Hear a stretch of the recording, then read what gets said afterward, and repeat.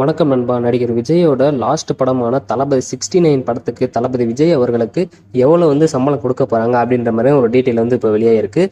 So அது என்ன அப்படின்றத இந்த ஒரு வீடியோக்குள்ளே போய் நம்ம டீட்டெயிலாக பார்க்கலாம். அதுக்கு முன்னாடி மறக்காமல் நம்ம சேனல் சப்ஸ்கிரைப் பண்ணிக்கோங்க.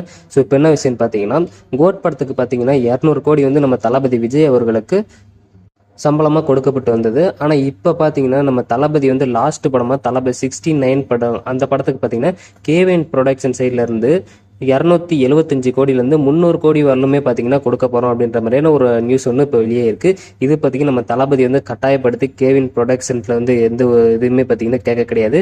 ஸோ அவங்களாவே தான் பார்த்தீங்கன்னா ஒரு கிஃப்டடாக கொடுக்குறாங்க அப்படின்ற மாதிரி இப்போ ஒரு ரீசெண்டாக ஒரு நியூஸில் இப்போ சொல்லியிருக்காங்க. இந்த 300 கோடி ரூபா சம்பளம் பார்த்தீங்கன்னா தமிழ் சினிமாவை தாண்டி இந்திய சினிமாவில் யாருமே பார்த்தீங்கன்னா இதுவரையிலும் 300 கோடி சம்பளம் வாங்கினதே கிடையாது அப்படின்ற மாதிரி சொல்லப்பட்டு வருது. ஸோ நம்ம தளபதிக்கு தான் பார்த்தீங்கன்னா அது முதன்முறையாக பார்த்தீங்கன்னா இருக்குது. இப்போ சோசியல் மீடியாத்துலேயுமே பார்த்தீங்கன்னா இதுதான் பரபரப்பாகவும் பேசப்பட்டுட்டு வருது. நம்ம தளபதியும் பார்த்தீங்கன்னா அந்த அளவுக்கு கால் சீட்டும் கொடுத்துருக்காங்க. ஸோ கேவின் ப்ரொடக்ஷன் பார்த்தீங்கன்னா எவ்வளோ பெரிய நிறுவனம் அப்படின்றது எல்லாருக்குமே தெரியும். ஸோ அதனால தான் பார்த்தீங்கன்னா அவங்க தாராள மனசுனால பார்த்தீங்கன்னா நம்ம தளபதியோட லாஸ்ட் படம்னால 300 கோடி சம்பளம் தரும் அப்படின்றதுக்காக அவங்க ஒரு முடிவு எடுத்திருக்காங்க. ஸோ ஃபைனலாக பார்த்தீங்கன்னா எல்லாரும் சொல்ற மாதிரி 275 கோடியாவது பார்த்தீங்கன்னா நம்ம தளபதிக்கு தருவாங்க அப்படின்ற மாதிரி எதிர்பார்க்கப்படுது.